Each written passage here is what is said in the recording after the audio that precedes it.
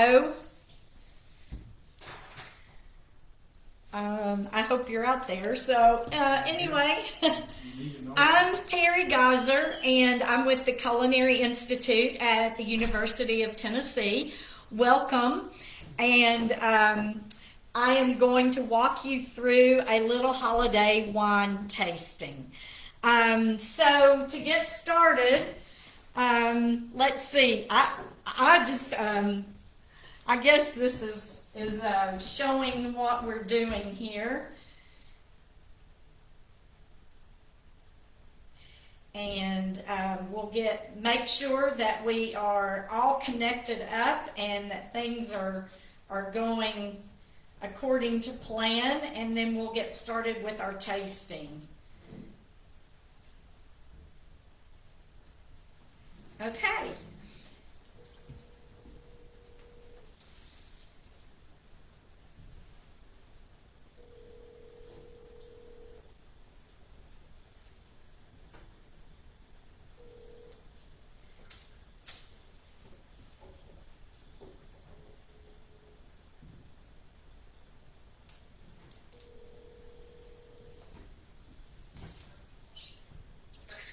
Okay, I just wanted to make sure that I'm used to doing Zoom, so I wasn't sure if anybody could see me. Okay, great. We'll get started now. Thank you.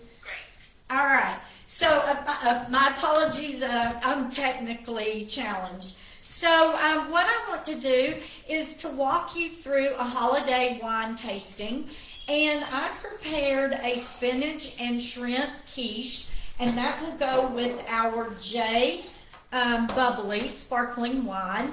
And I just wanted to tell you how I prepared this. We don't really have time for me to cook the entire quiche, so what I did was I bought a ready-made pie crust, and you will saute some onions, and you'll saute a little garlic with that, and you drain your chopped frozen spinach and get all the moisture out of it, and put that in with your onions and your garlic and saute that. And then in the bottom of your pie crust, you want to go ahead and pre-cook it for about 10 minutes just to get the bottom of it.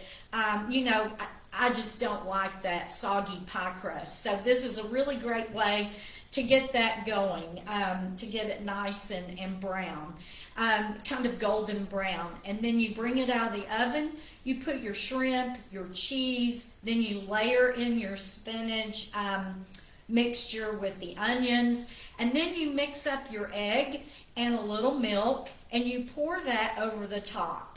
And the thing that really is great about this recipe and pairing it with this wine is that the creaminess of the cheese and the acidity in the wine are just a really nice pairing.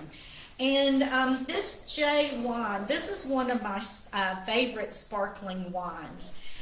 This is from J Winery in Sonoma, the Russian River Valley area.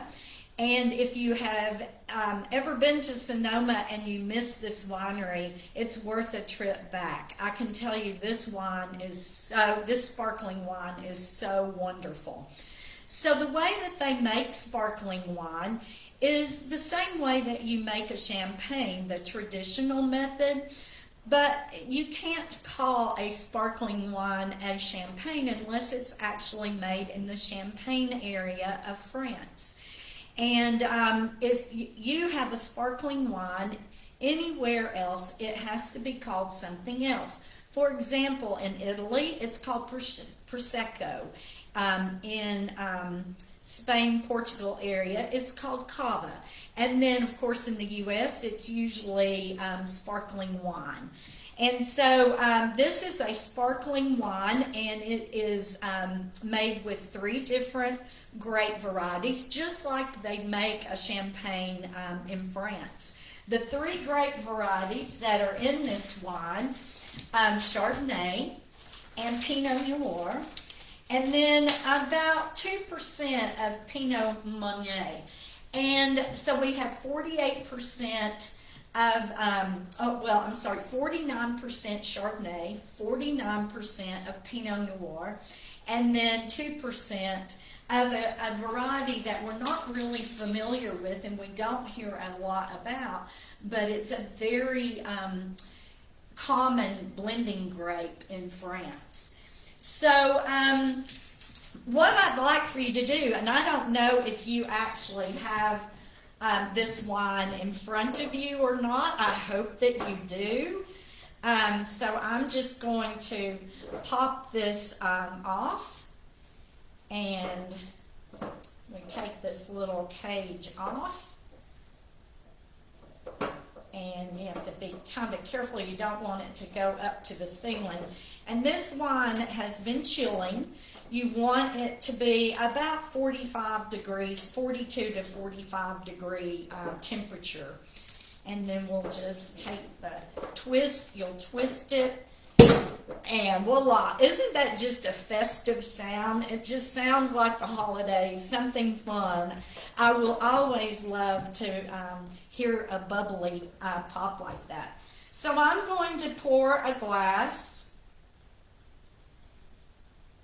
and I hope that you are also pouring a glass with me. And we will just kind of look at this and look at the color of this wine. And we can see that it's has a little bit of golden touch to it. And we see the bubbles are a little bit small. If you have small bubbles, that indicates a better quality wine. So if you see these great big bubbles like you do in a Coke, you'll go, uh-oh, that might not be such a good wine. But you see the bubbles coming up, and they're nice and slow. And then what you want to do is take a little bit of a, smell that aroma.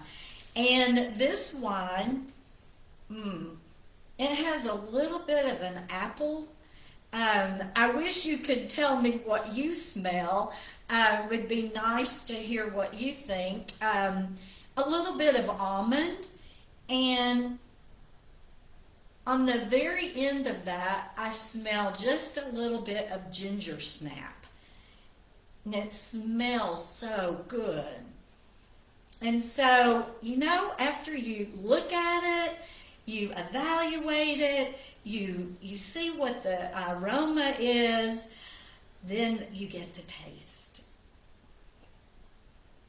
And that is so delicious.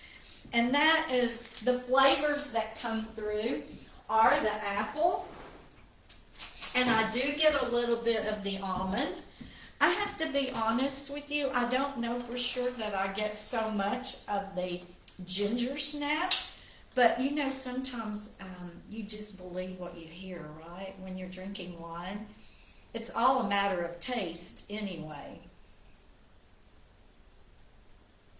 So when I'm tasting and pairing with food, which is my absolute passion, I like to taste the wine, and then I like to have a taste of the food. So I have a real cheesy, oh, so good.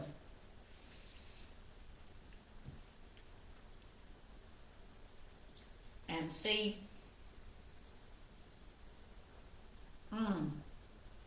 oh my goodness, that is so delicious.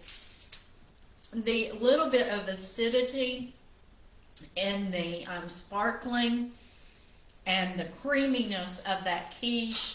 And I don't know if you can see this, but I should show you this. It's lovely. And I've never actually made a shrimp quiche before, but I can tell you that will be a go-to for another time. Okay, so I'm stepping over here, and I know I have all these glasses and all these. It looks like I'm having my own little party here, and I am. And I'm stepping over here to the beef tips. Now I'm going to go ahead and get those just going a little bit. I've already pan seared these. It's really important when you're cooking these beef tips. You want a really nice cut of beef, one that's tender, and then you get your pan really, really hot. And when the pan is just really hot, add your butter or your olive oil, depending on your taste. It's a great thing about cooking at home. You can make it whatever you want it to be. And once these get really nice and seared on the bottom, we'll give that just a minute. We will add in our red wine and beef broth, and I'm using fresh thyme for a little bit of extra flavor. So let me tell you just a little bit about this wine that we are going to enjoy with the beef tips. So this is a wine from Argentina. It's from the Mendoza area, and this is a really popular area in Argentina.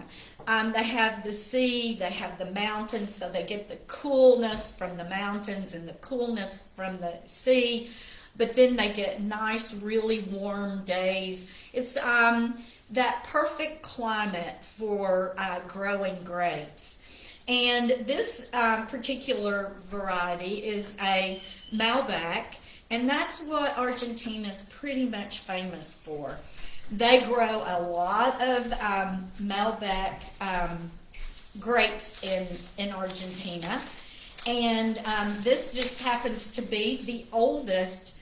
The Luigi Bosca is the oldest family-owned winery in this area, in Mendoza. And so the thing that this family did that makes this wine so special is that they were so confident that this was a good wine or a good product that back several years ago in the 80s, they developed the DOC, and that is just a way of saying that their DOC is denomination of origin control, and that's just a way of saying, hey, this product is it's under strict regulations, where it's made, how we grow the grapes, and how we produce the wine. So anytime you see that, you will know that that is a pretty good quality wine. So my beef tips are sizzling. I don't know if you can hear that. And to those, I'm going to deglaze the pan with just a little bit of beef broth and red wine.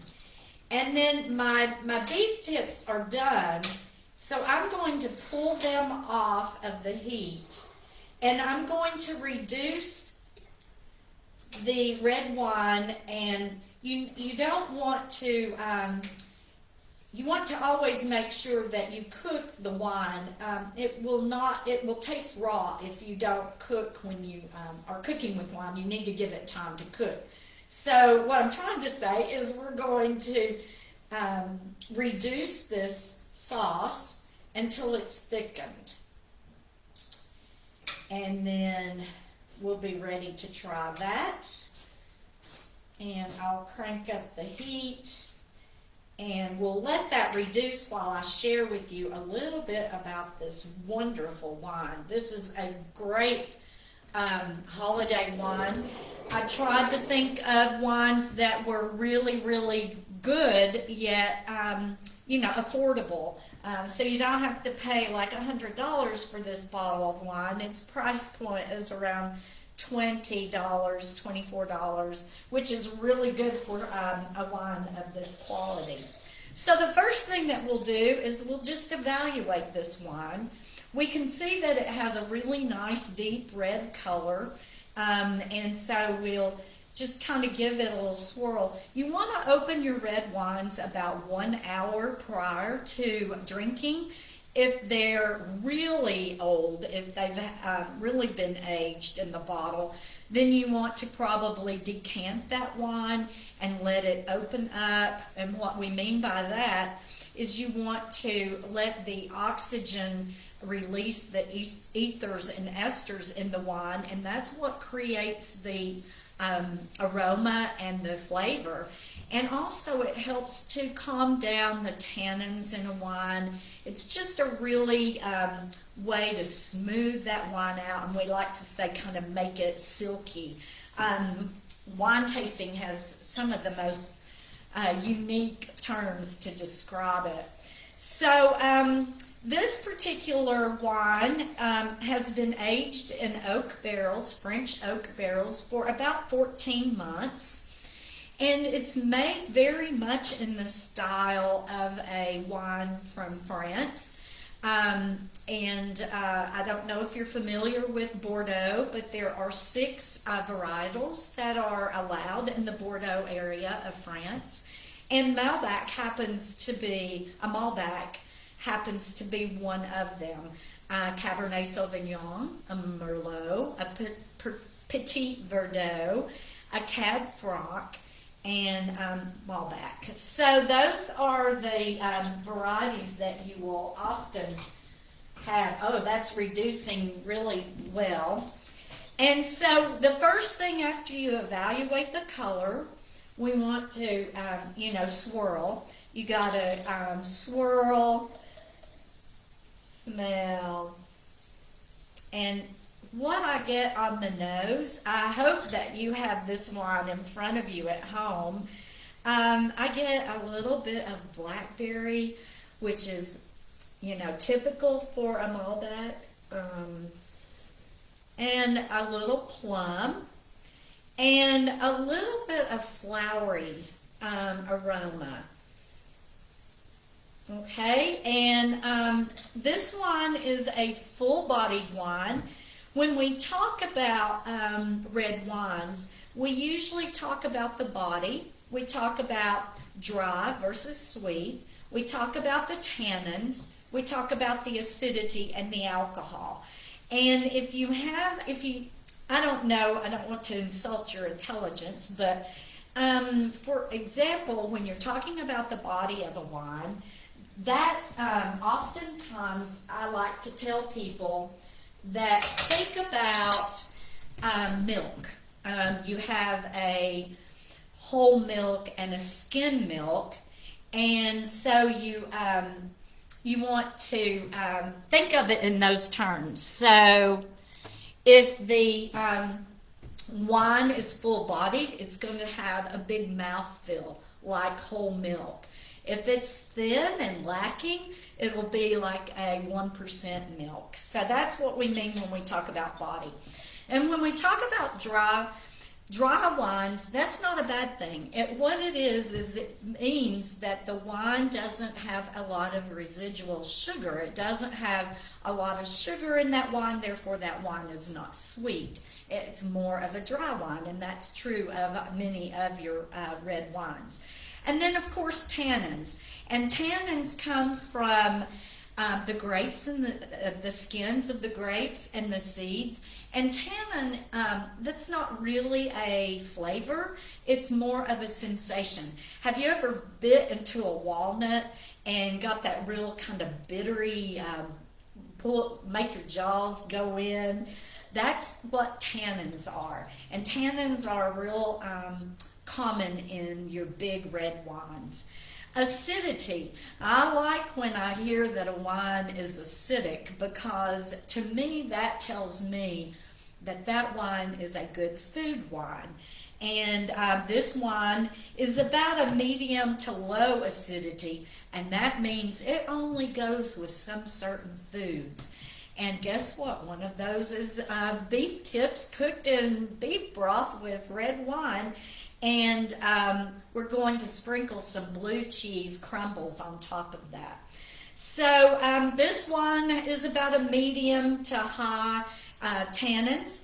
It has medium to low acidity, and it has just about what you would expect for a good big red wine. It's 14.4% alcohol. Now, I'll have to tell you, some people love those big alcohol wines. I don't. I like mine to be a little more moderate, because to me, if the wine is so much alcohol, it just takes away the flavor of the grape. And I like to taste what I'm drinking. So a couple of other things that this wine will go really well with is lamb, roasted pork, and grilled sausage. So now we've looked at the colors. You're probably way ahead of me. We've evaluated the aroma, and now we get to taste.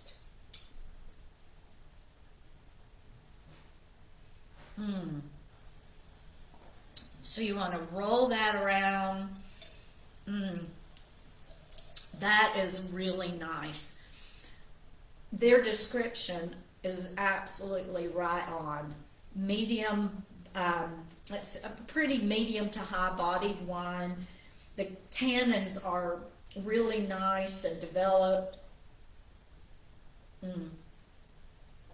Wonderful. Very nice. So my sauce has reduced, and I know that you probably can't see all this, so I'm going to bring it up forward just a little bit.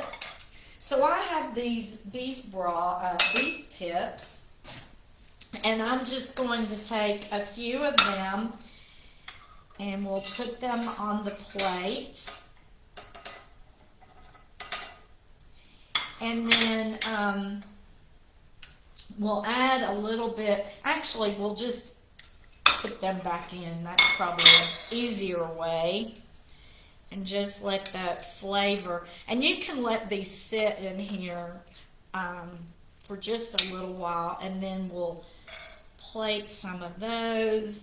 We have the thyme, which adds a lot of flavor, and I'll set these back over here.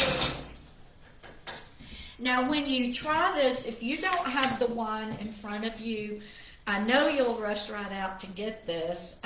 One of the things that I like to do, I love to play around with flavors and combinations. And all right, so we're going to try the wine.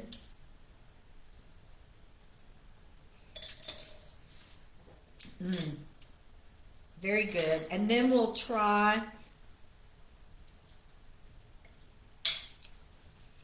a little bit of the beef.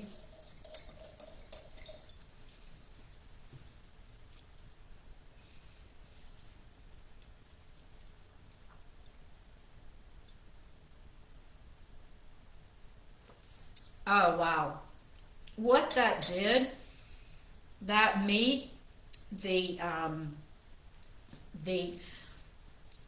body, or the taste and the flavors of the meat really softened the tannins in this wine. And when I did my research, they recommended that you try this with blue cheese. So let's give that a try. We have a little bit of blue cheese. I love blue cheese. Yes, wouldn't think about blue cheese in red wine, but you should.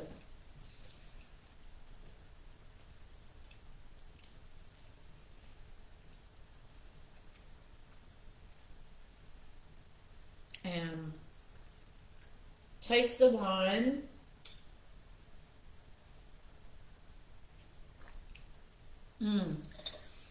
That is so good. What that did was that brought out the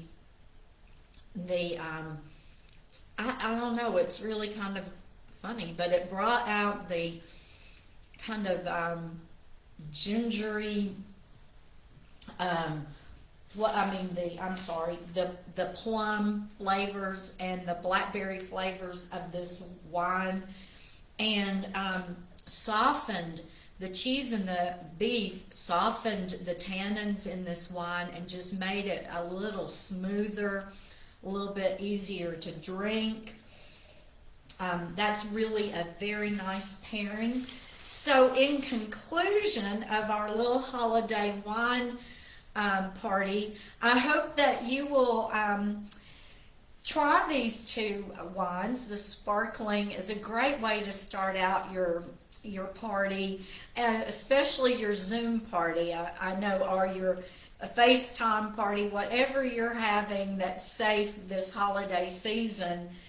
Start out with a sparkling. It always kind of sets the mood, and it's just a fun way to get your event started.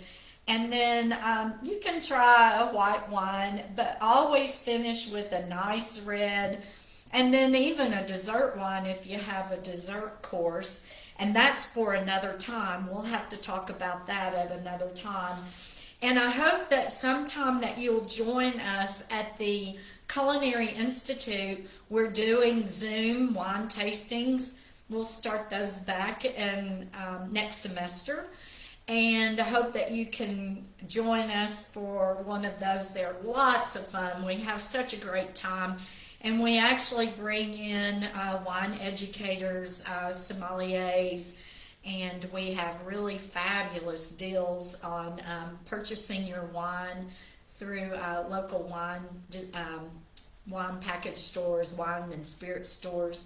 And I hope that your holiday is a sparkly, wonderful holiday, and a Merry Christmas to everyone. And thank you for joining in, and cheers, everyone. Salute.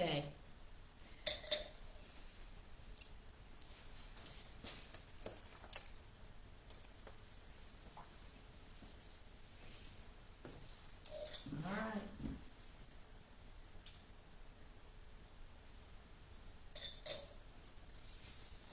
Okay, I guess I'm done. No, I didn't even see anybody.